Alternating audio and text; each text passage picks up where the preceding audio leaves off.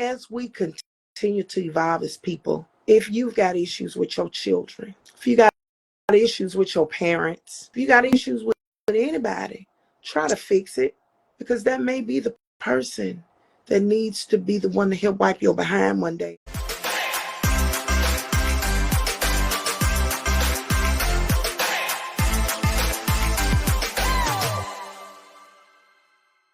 I'm Dr. Teresa Smith, Dr. Taz, and welcome to this edition of Talk with Taz. I want to welcome back to the show Felicia Brookins. Felicia Brookins is Felicia Brookins Kelly, excuse me. And we got to get that right. She is an author, she's a screenwriter, director, and mental health is something that she's very passionate about. I also want to welcome Pat back. I do believe I've chatted with Pat before, but it was in another capacity. But today we want to talk about what Pat does in her regular job. Her government job, I'm going to say. But Pat is a social worker. She's worked in social work area for about 24 years. She's done a lot of her work in HIV, as well as working with geriatric patients, sexual assault individuals, and homeless individuals.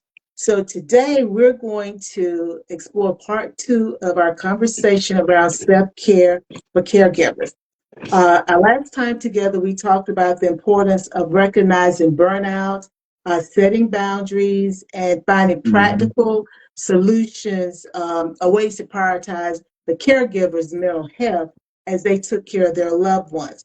So today, I want to kick it off, and we're going to level set.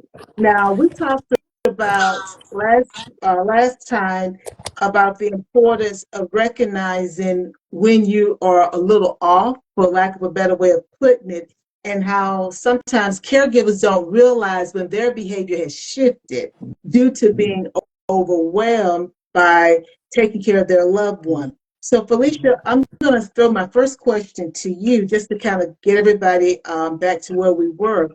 What practical steps can caregivers take to balance their own needs while trying to take care of the demands of caring for someone else?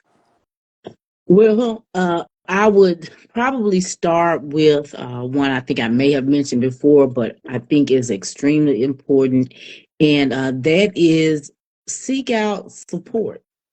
Try to connect with someone. If you are feeling yourself getting near burnout or have hit that stage, talk to family or friends. It's okay to be honest about what it is that you're feeling at that time and what you're dealing with. Maybe just talking to them can help reduce some of that stress, or by you telling them, they have an opportunity now to fully know what you're dealing with and what that's like. And they can offer to step in, and maybe give you a rest for a week, or maybe 2 or 3 days, step in, and help you with what you need to do on a day-to-day person, take care of that person. Even join a support group. You need to be able to talk to other people that understand what you go through, because they do that same thing every day, and they can understand maybe some particular comment you may make, that others who are not in that capacity may in some way maybe get offended by something, say, well, why would you say that? But it takes the person that has actually done it to or is doing it to understand. So I'll go back again, seek support. I think that's so important. What are your thoughts, Pat? I absolutely agree with everything that Miss Felicia said. So often, we, particularly Black women, we have this resilience in us, and we have to take care of the world. But who takes care of the caretaker? And so it's not selfish to take care of ourselves. And if we don't take care of ourselves, what we're going to find is that we're going to crash and burn. Yeah. When you are constantly pouring out of your cup and never replenishing it, at some point your cup gets empty. So even in your best efforts, you are still not always able to give everything you want to give, because you just don't have it to give. So I heard Felicia say, ask for help. There are even actual respite centers. There are respite agencies that if folks who are full-time caretakers need to take Big Mama for the weekend because they just want to get out or something, you can pay folks to either let her go into their facility or come to your home and watch her, different things like that. So we have to pull on our resources, and we do have to realize that it's okay to need help. We are not an island. Life is a team sport, and we have to have help, because at some point, if you do not, you are going to tire out, and then you can't be what you want to be anyway. Mm-hmm. I think that's so important, Pat. And I like the fact that you talked about resiliency. You know, I'm really big on resiliency, but resiliency can trip you It up can. because yeah, because you're so resilient, taking care of everybody else, that when it's time for you to have some resilience, you don't For have any. yourself. And exactly.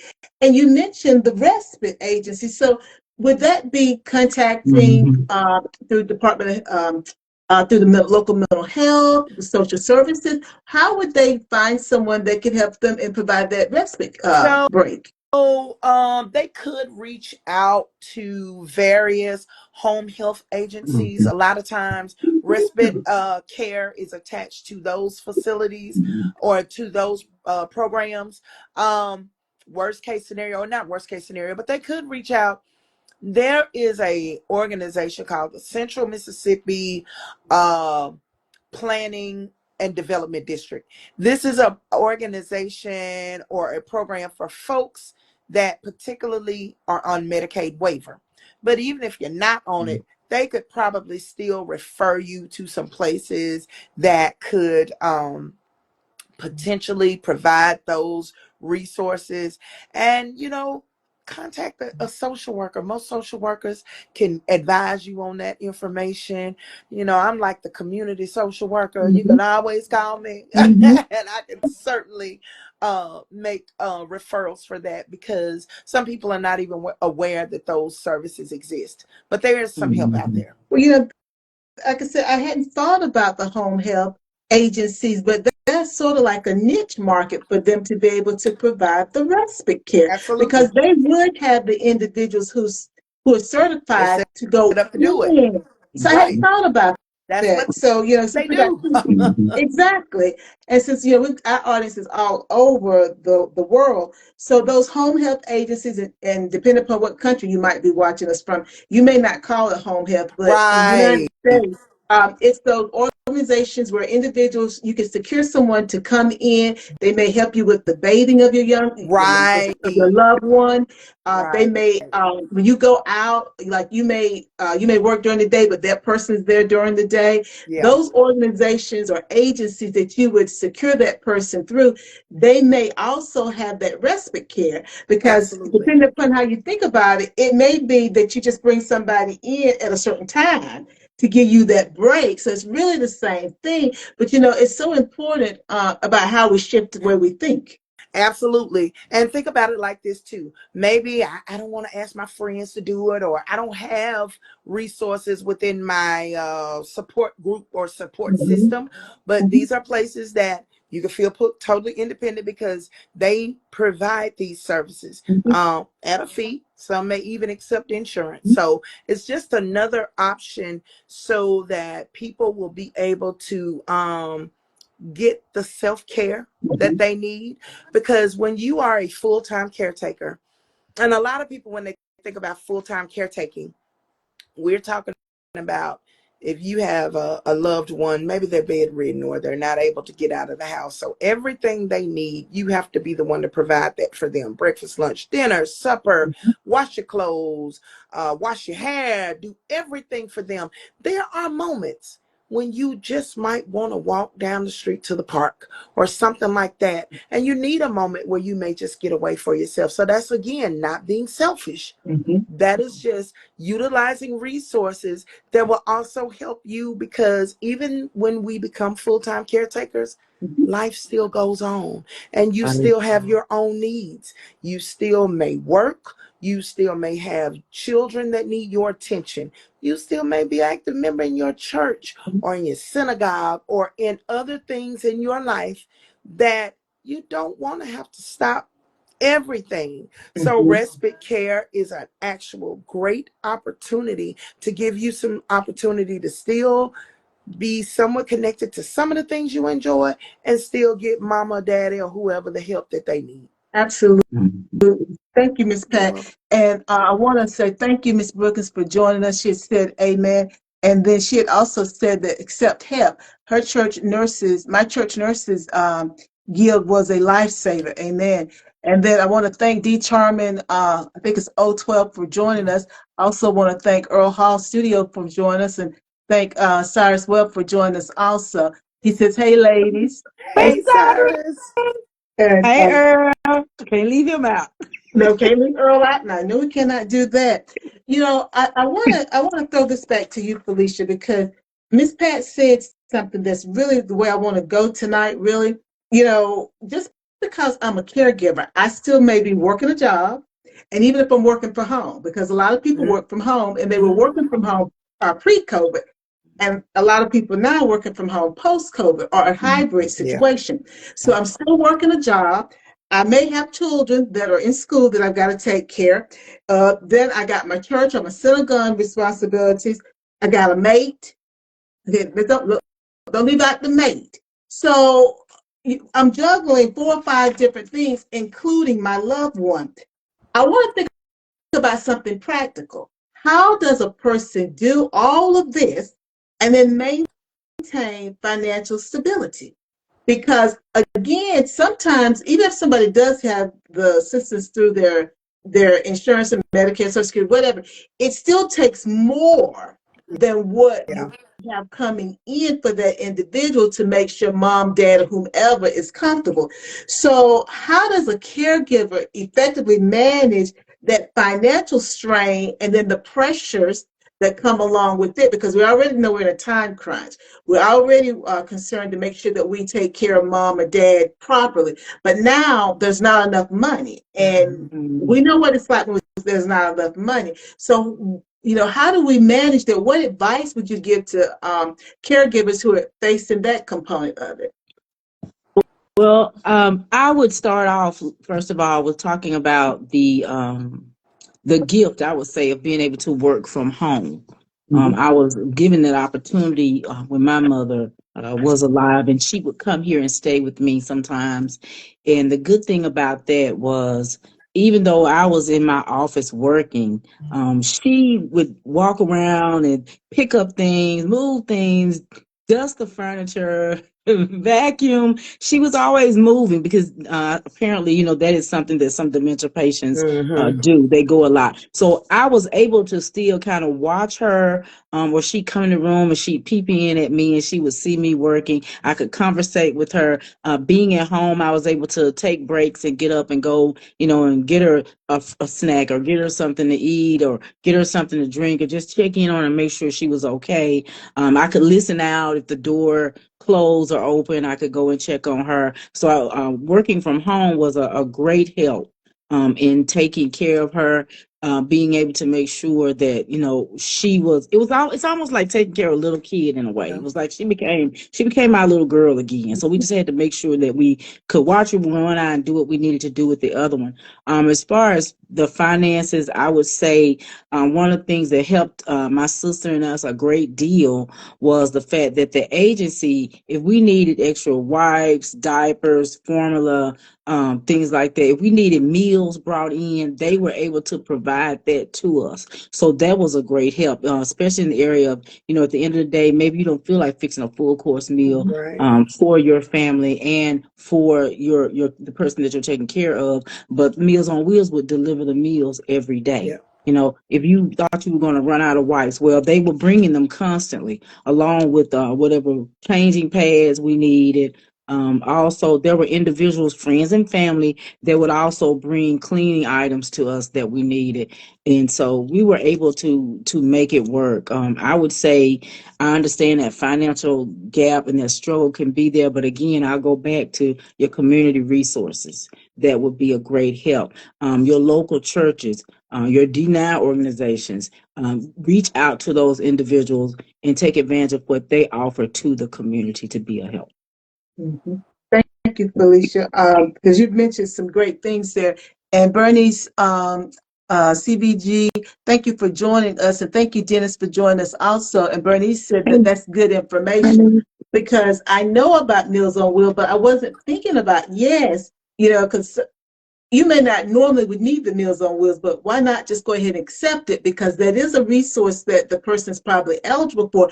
And then you never know when that's going to be a lifesaver, particularly when you're still trying to balance all of these things. And even if you weren't trying to balance all these things, because you see, that's a component of self-care. If you know that your loved one's going to have a well-balanced meal, you may decide to eat a slice of toast or drink, Right. maybe slice of cheese toast, but they need something a little more sturdy than that. Then you don't have to worry about it because you got that meal. Right. So again, thank you for mentioning that. Also add, it just made me think about it. Also, one of the things I did that was really great for us working with my schedule is like on Sundays when she was here, I would do meal prep. So that way, I would just be to go to the freezer and get what she Right. needed and do it that way. Or I would go home when I did go to my home, childhood home, and I would take those meals, put them in the freezer, and that made it easier also on my sister when she was taking care of her. So meal prep is a good thing for as your time and money, so you don't have to buy something while you're out at the restaurant all the time. Or if you're Absolutely. going to the restaurant. And thank you for saying that, Felicia. Meal prep, and then when you know what the person will eat, that will save you too, because it may become monotonous to us. But if that's what they're going to eat, let's have what they're going to eat so that they can That's stay in a right. calm space. Calm space. Ms. Pat, what are your thoughts about how caregivers can manage that financial strain that they may begin to encounter when trying to take care of their loved one? Well, Felicia really hit it on the head. Reach out to community resources. And again, sometimes people are just not aware this is what I do. So there are things in place. There are some agencies that you can call on that may be able to help with some of those resources and things that are needed. And by doing that, it certainly helps to alleviate some of the strain that can sometimes come with it. Some of our elders are fortunate enough that they may have an insurance that covers long-term care or some of those types of things. So that can also be a good blessing or a help as well. But there are resources available. There may be agencies just in your local communities. Most local communities usually have some kind of 3-digit number you can call to get information on resources that may be in your community. Or if you have some kind of community aging program or division of aging, reach out to those kinds of organizations or programs, and they can probably give you some direction on where you may be able. And surprisingly, let's just say I have done this before for clients when we were in a position and I was trying to help locate resources and we couldn't find agencies that did it. I reached out one time to the agency that did pull-ups and asked them if they had some kind of program where they could maybe donate us some, and then when we had people that needed them, we'd be able to get them. Now that everybody gonna give you something, but some may give you some things, and anything helps when you are trying to help be resourceful for folks. Well, it sounds like Bernice had asked, where can we find the information about community resources? It sounds like, and I'm trying to think globally. Maybe, well, first of all, and you said it earlier, and I think I let it slide by, Miss Pat. Let me come back to it. Thank you. I cannot pronounce it, but the last part's Kology. Thank you so much for joining us. But it slipped right past us. Your loved one is being cared for by a physician. Their office, Miss Bernice, should be the first point of contact because they should have a social worker, particularly for their aging patients, who is there to connect the family to resources. So even if you don't know, or the things that you think should be your point of contact, they don't work out, they should know. Because again, your loved one won't be the only person that they're caring for. And if that's not you can't get any assistance, like Ms. Pat said, normally there's a 3-digit number that you can call for help, but your social services, Yeah. I would even say there's the Department of Social Services. If you have a local mental health, I would say that too, because again, the resources, because you're not trying to get the person an appointment, you're trying to get the resources that are available. And if it all else fails, Google. Right. Because typically as Ms. Pat said, the agencies are going to have something, or the community organization is aging, or it may be, if the person has dementia, you'll be looking for services for individuals who have dementia, or just geriatric. But there are services. And if the person is receiving, and I always get it confused, and some people receive both, I think, but Medicare or Medicaid benefits, again, there are services there. We just don't think about it. Mm-hmm. Because it's there. And I shouldn't say this, and y'all back me up, Ms. Pat, I may be putting my foot in my mouth.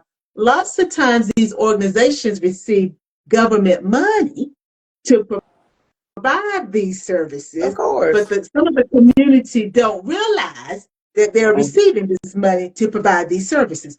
Right. So basically, you keep knocking on the door Ask because them. somebody's getting some money. That's You just right. have to figure out what organization is that's getting this money to provide these actual services, meaning people, or these supplies like Felicia and Miss Patty talked about. Somebody is getting the money in the community. We just got to figure out who it is. Right. And And ideally, whatever kind of service that you're looking for, if you try to contact agencies that work with those populations, they're better able to tell you. Like if you were looking for baby diapers or baby formula, you would contact the agency that works with babies. But our geriatrics, usually most city government has some kind of entity within their city government that may work with their aging population. So that's a resource. And if they don't do it, they should be able to link you to who does. absolutely. And Ms. Brookins said that generally they do. My dad's physician provided us a packet for contacts with my dad's discharge plan. Right. And she's right, because even when people are not needing that sort of care, if they've had something major happen, there is a discharge plan that does normally list all of the resources that are Right. available for that person. But I think sometimes, and you guys correct me, as family members, when we are confronted with that, it's more than we can conceive at that moment.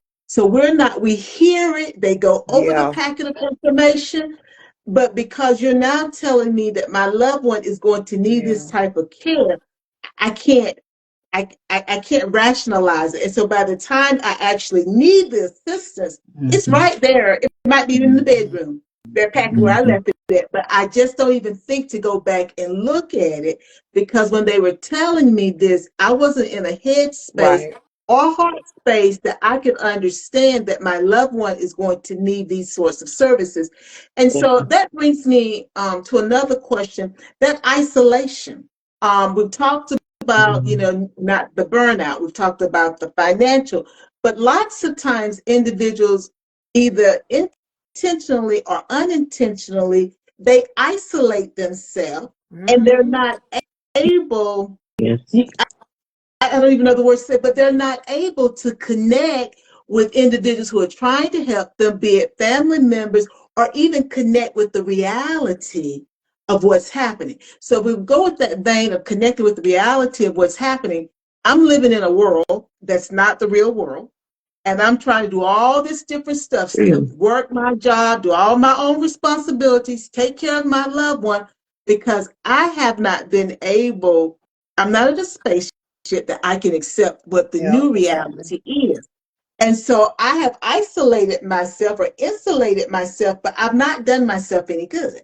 So for those individuals, because we may have some individuals who are finally realizing that's what they've done, or individuals who may watch, who are here, and they don't realize that, but there may be friends or loved ones who realize this is what's happening. This person just cannot wrap their brain around it, and they're basically on their way to their sick bed, trying to still do all this different stuff, not understanding that they're not able to take care of mom or dad by themselves. What would you say to them, Felicia?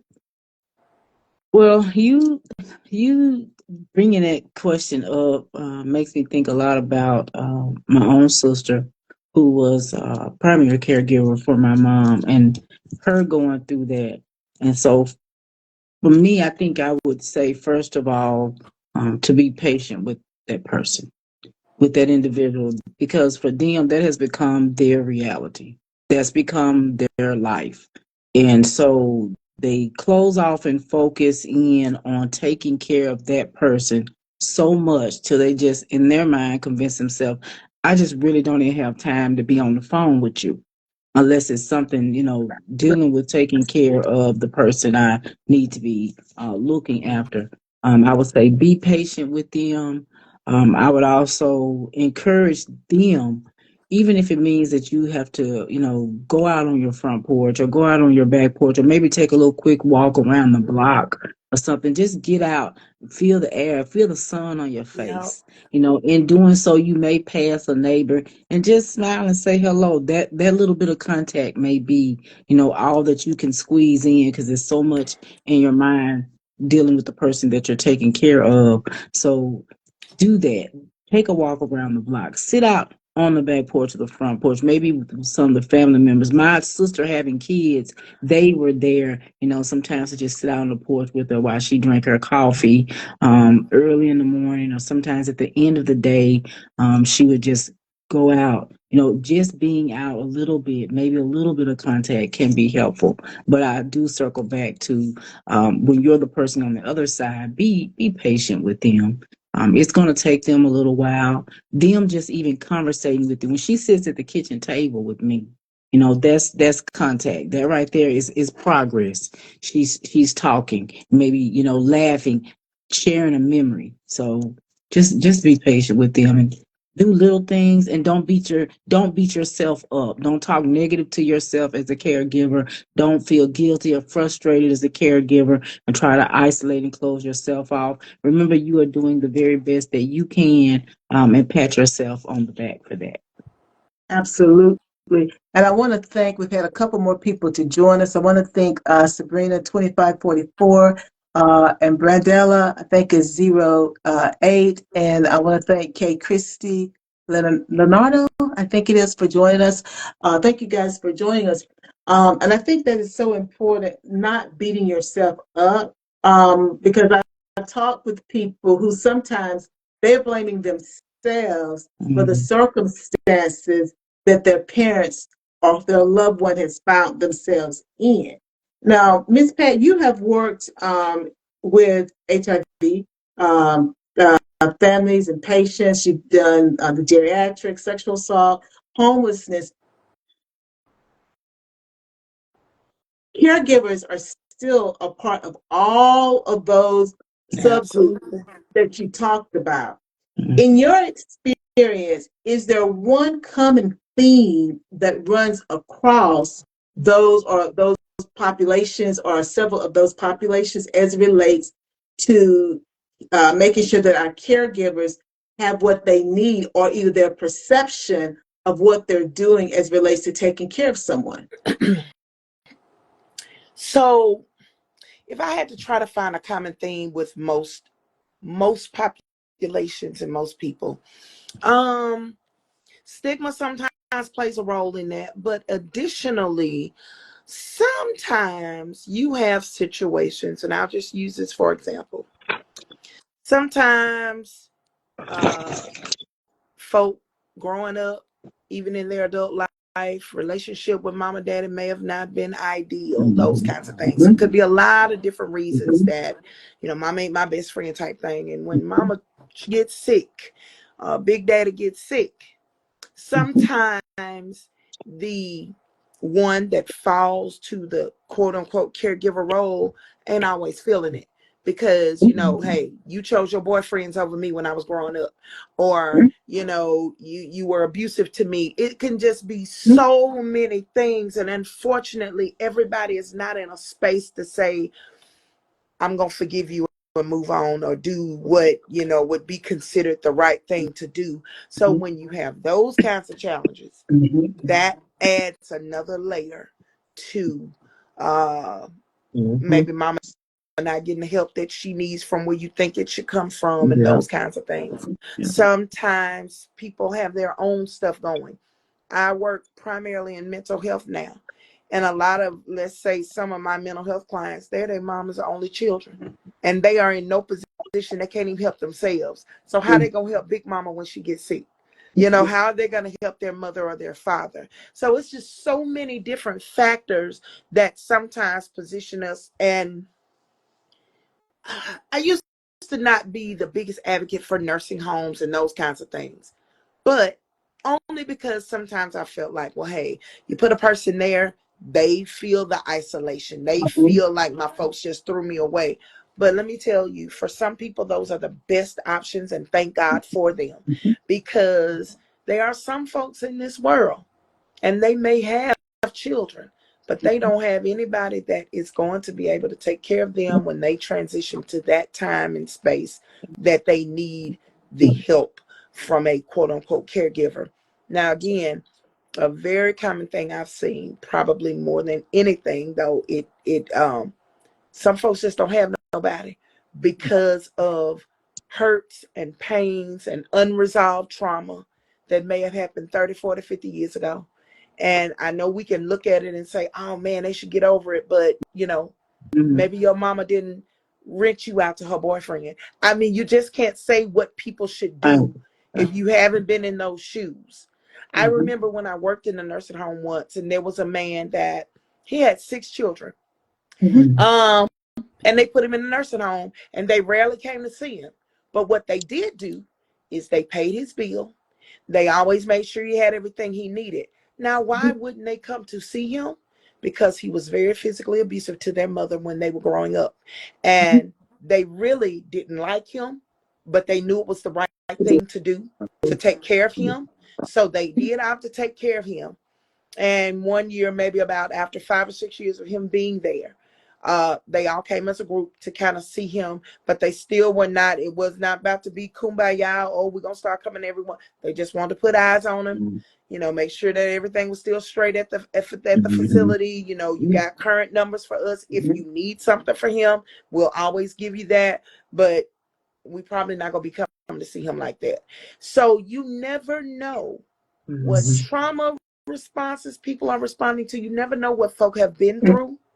And I know, again, and there are some of us that can say, well, my mama may have beat me, but that's my mama and I'm going to do it. But everybody's not there. So no judgment, because, you know, and it's some folks that ain't going to see about their mom and them even being in a facility, even if they don't communicate with them, unfortunately, but that's just the truth. So there's just so many different things. I have seen some folks that they had children, but their neighbor or somebody who, the cleanup person that somebody they didn't even know, but that person kind of became their caretaker because they just could not have that relationship with their own biological family. So, you know, I encourage folks, don't judge those situations, because you don't really know what underlying has caused someone to be in that space. But the reality is some folks are there and they ain't gonna do it.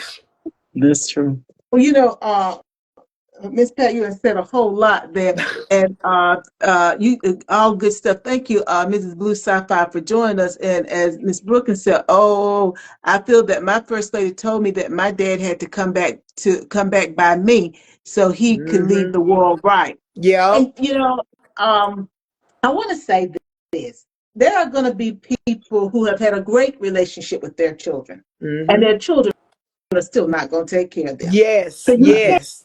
can't just say, you know, because you were not, and I get that, but I want people to hear that you have great relationships with them, but they're still not going to take care of you, because typically the person that you think is going to take care of you, they're not going to take care of you.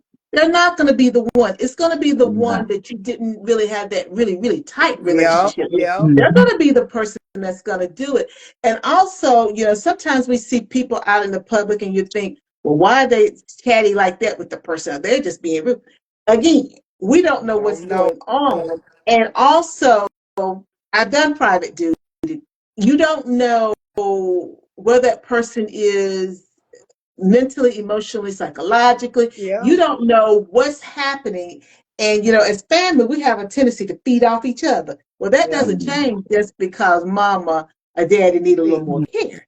That's Because right. I have learned that people don't change. They grow into who they are. So if That's I right. am this kind of cantankerous person, the Who you older gonna I be older. get, come on, I'm going to be really off the charts. Right, because you And so have off the less chain, I can filter. say. You have less able to control it. Now I'm Thank just you. whatever come up, come out.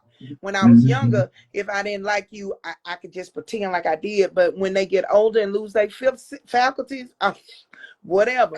And then what happens when you know that the will and all the money been left to the one that don't never come and see about Big Mama, but I'm the one that's always here and has always had to take care of her because you chose to move and go live your life, but I had to stay and help take care of her. Sometimes those things can put bad taste in people's mouths. And I'm not Absolutely. saying whether they're right or wrong, but they are reality.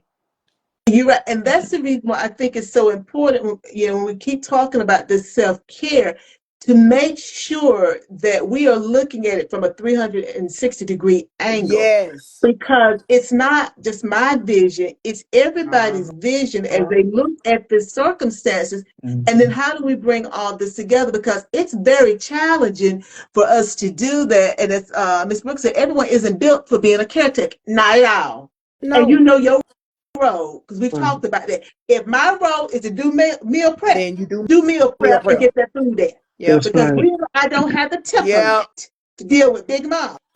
Leave me alone, because you don't need me coming in upsetting Big Mama. Yeah. Right. Which is going to make it harder on the primary caregiver. Again, I think that we as families, we have to be open to get away from the stigma and be Yeah. open to courageous conversations about how do we take care of our loved ones. And I think, Felicia, our session's got to come to a close. You know that now.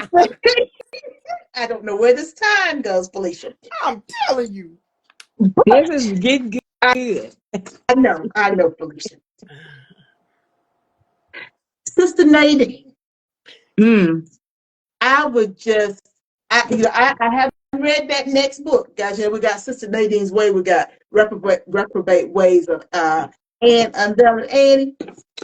But let me tell you, if something worked, if Sister Nadine's mama needed some help, my God, oh, it is an awesome read. It is. It's an awesome read, but it's my God, because can you imagine Sister Nadine having to take care of her mom, nor the girls, nor Kenny having to help them out, when she has been a pistol, like they used to call it when I was at home, a pistol.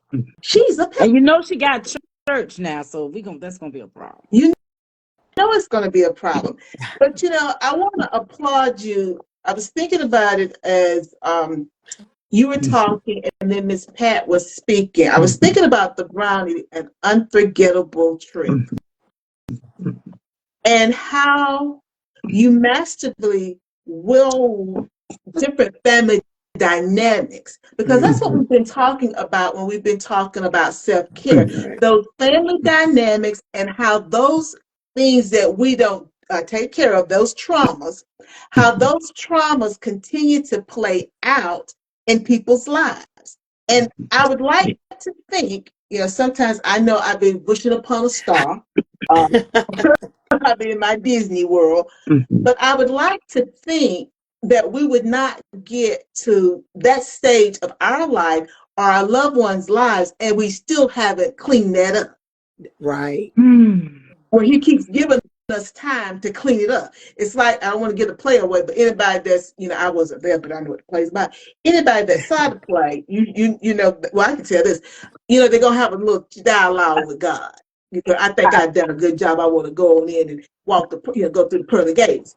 but I never cleaned this up. And you have to clean stuff up in order to, Miss Books, my favorite sister-in-law and author, absolutely. You got to clean stuff up in order for us to course correct, in order for us to be on one accord, which we're never going to be truly on one accord, but to at least be civil in this discourse that we're experiencing. And so the brownie, Sister Nadine, and our families, to caregivers, if you guys could give one parting piece of advice to caregivers, those who are receiving care, those of us who may receive care at some point. Because if we live long enough, we may have to receive a little care from somebody.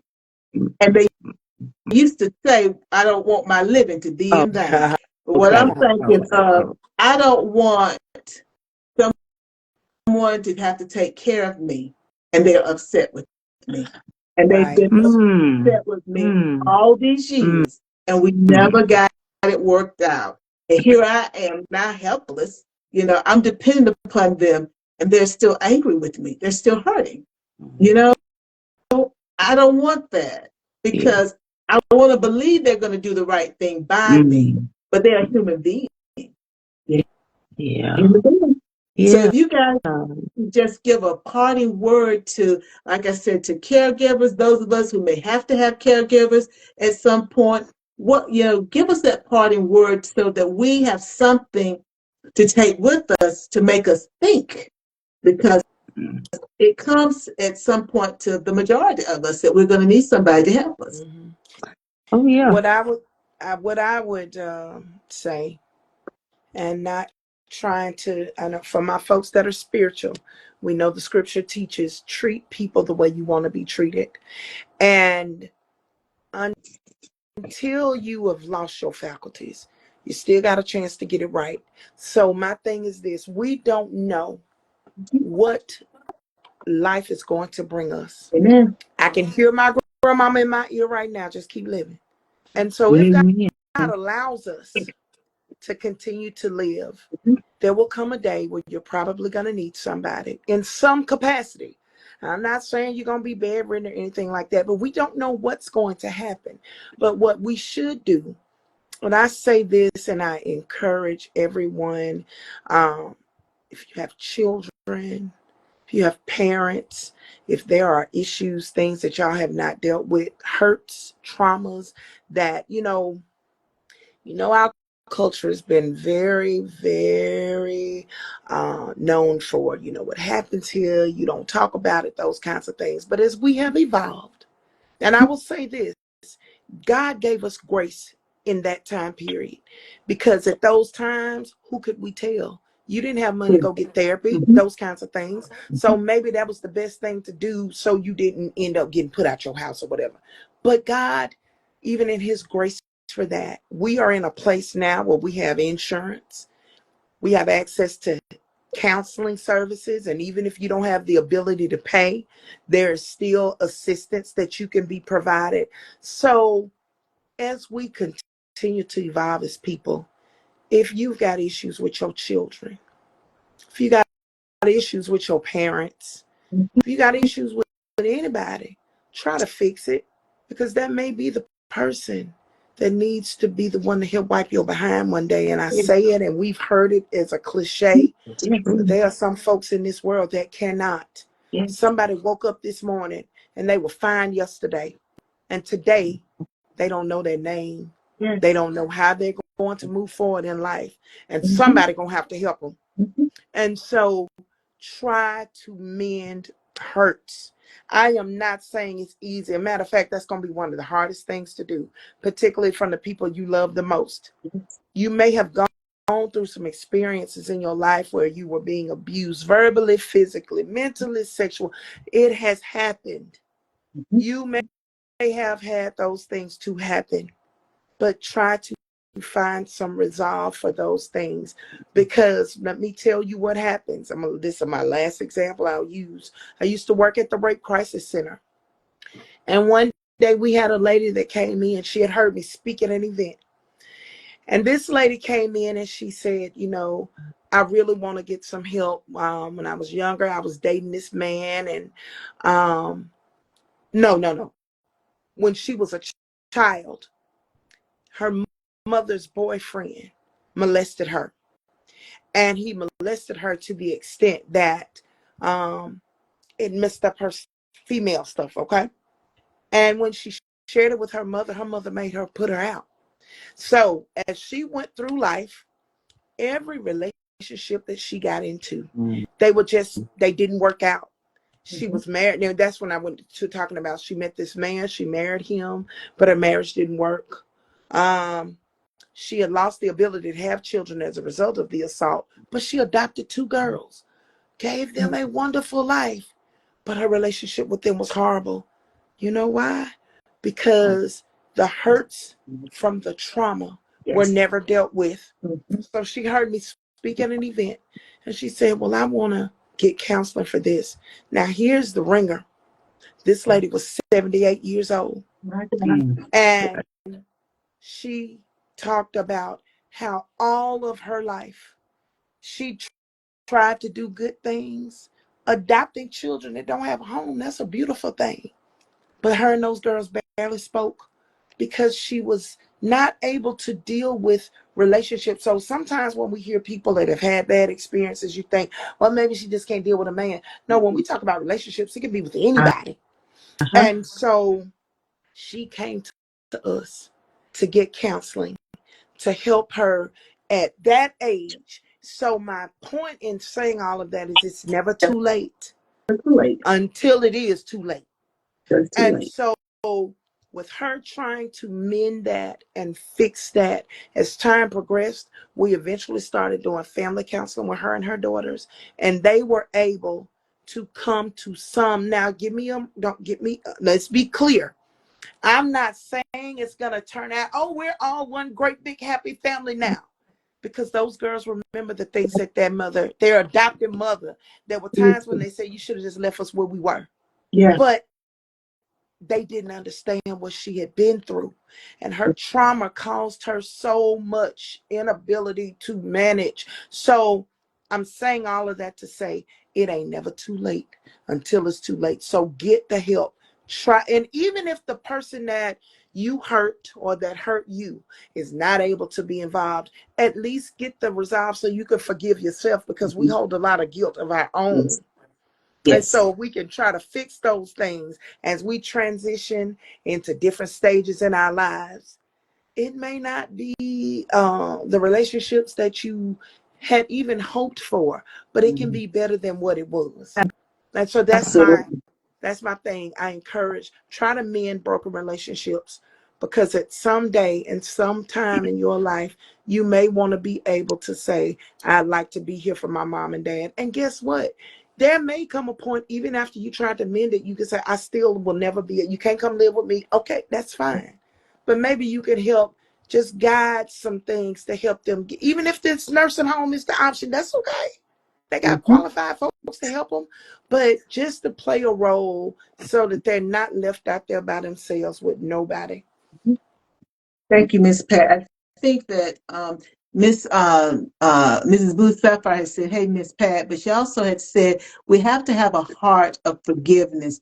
And then we've got linked like little Mike for thank you for joining us. And that's what I was hearing, that heart of forgiveness. And I think the young lady at 78 told us it's never too late. It's never too And late. we have to keep that in our mind, because she understood, basically, because that's a whole nother show. But she wanted a better relationship. She knew she finally understood something. She had to take care of her. And even though she would have, like I often talk about, we do right things, and sometimes for the right reason, but it's not the right thing though. She adopted 2 girls, but she wasn't in a space that she could give the love that she wanted to give them, even though she wanted to do She that. She tried. just wasn't ready to do that because she hadn't had it. She had her own stuff that was holding her back. And that's so important when it comes to mental health in the African American community Right. or any community, but certainly as it relates to Right. caregiving. Because those two girls, here it is, this woman, she's 78. Well, if something happens to adopted mama, you don't Right. take care. I'm not going to take care. You going to take She ain't care? I'm gonna not live with taking me. care. Mhm. Now, you know how she is. So again, that's so important. But the lesson, and that the final word for that was, it's never too late. Too If the late. woman could do it at 78, what's keeping us from doing it at 38, Right. 28, 58? What's keeping us? Only us. And Right. that's a choice that we have to make, because Big Mama and you know they're not, they're gonna live their life. They They done lived right. their life and they're gonna Right. live their life.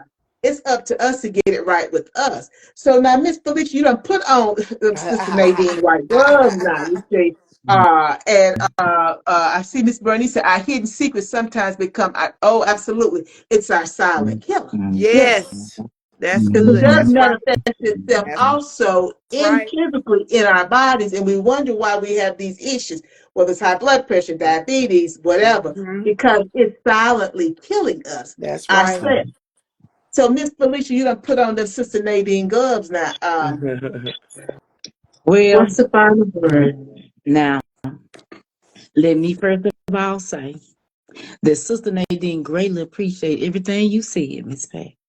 She hear you, and somewhere along the line, she feel that she can relate to you, Mhm. about her mom and her relationship with Mama Ruth. But I'm just gonna tell you, Mama Ruth probably will end up in a nursing home, and because if I had to bring her into my house to take care of her, make sure that you understand that every day I would remind her of the things that she did Uh-huh. to me, and that's what she get for being the way she was with me. So now maybe I need some forgiveness, that's something I talk to about the Lord, but God knows what she did to me, and so I appreciate your advice, and we'll just have to see how things go, but more than likely she gonna go to the nursing home, and I'm gonna tell her that's what you get, because how she treated me and all.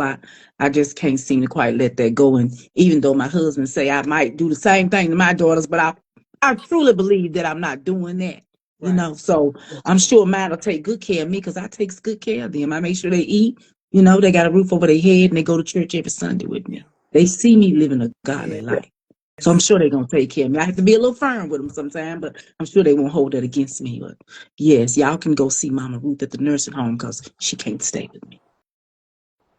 Well, Sister Nadine, Yes, you know Mama Ruth, and you know that's right. what's there. That's right. And far be it for me as a church member to try to get in y'all Far, business. Thank you. far Uh, be it. you know, Like Sister Pat said, you don't know. You don't know the things I've been through with her. You no know. ma'am, no ma'am, But no thank ma'am. you for your advice anyway. But thank you, Sister Pat, for passing that on to Sister Nadine. You Yes. know, we here at what is it? Greater Tribes Missionary Greater Baptist trial. Church. Trials Right. Missionary Yes. Baptist Where Church. the Holy Spirit is always in charge. That's right. Amen, amen, amen. And I have And stuff to do at church, and I don't have time to be looking after a mean old orange woman. Okay. I that's am the just head so. usher. I'm busy. I have things going on in my Yes, life. ma'am. And I know the pastors depend upon you. That's And right. Mhm. That's right. yes, ma'am. I have Yes, other ma'am. obligations. Mm. Yes, ma'am. Yes, ma'am. And this has been all about caregiver. Because you have been you're a caregiver. You've always been Well, caring. I'm You've been gonna put her caring in for the Mama Ruth. nursing home. That's the best I can do. That at least I'm gonna do that much. I'm gonna make sure that her bill is paid. Oh, Well, thank you. But that's sometimes the best thing to do, right. Sister Nadine. And we so Thank you. wholeheartedly support you on that. Thank you Because so Absolutely. that's sometimes the much. best thing to do. And God knows your heart. That's exactly right. And we're here to support you any way that we can. Yes. Thank you so much, sister. I appreciate that. Absolutely. Well, guys, I hate to tell you this, but we're going to have to end this Oh session. This man. has been, I know, we've had Felicia Brookins Kelly with me again, had Miss Pat with me in a different capacity, where we have been talking about self-care for caregivers. This has been a very impactful session. We were even able to bring in Sister Nadine at the Mm. end to give us her uh, views on how she's going to handle taking care of her mama, Mama Ruth. And as Miss Pat has said, sometimes putting someone placing someone into a facility where they can get the 24-hour care that they need, that's not a bad thing. Not at all. That's Thank not you. a bad thing. And so for those caregivers who are really struggling with that decision, make the decision that's best for the loved one and for That's you. right. Just because Amen. someone may go into a facility, it don't mean that you don't go see them. You still Right. gonna go and see them. You can still bring them home. You can still take them out for dinner. It doesn't mean that. But perhaps you're at a place where you cannot provide the quality of care that you would like to provide your Right. loved one, and that's okay. Use the resources that are in your community. Remember, we also talked about home health provides respite care in some areas. Your local mental health, your local social services, they may be able to connect you to resources, your Mhm. doctor's offices. If someone has been in the hospital and have been discharged, they usually have a social worker. Tap into your resources. Right. And remember, you are not alone. Do not let stigma overtake you. But Exactly. do what's best. But remember, as I bring this to a close, you can't take care of your loved one if you haven't taken care of you. That. And I would say for myself now, the worst thing that could happen is I knew that I need to take care of me and I didn't. And I kept trying to take care of that person and I didn't do the right things for that person. And Right. as a result, the person is in worse place. Right. And it's because I chose not to do the right thing. So remember, thank you, ladies, so much for being with me Thank for this you. episode of Talk with Cause. Guys, remember, before you take care of anybody else, make sure you take care of yourself first because you owe it to you first. That's right. Then let charity spread abroad. Thank you, guys, again. Have a great evening, Thank okay? you, Thank Teresa. you. Thank you, Pat. Y'all Thank have a you. good Thank evening. you, ladies. Okay. Bye-bye. Bye-bye.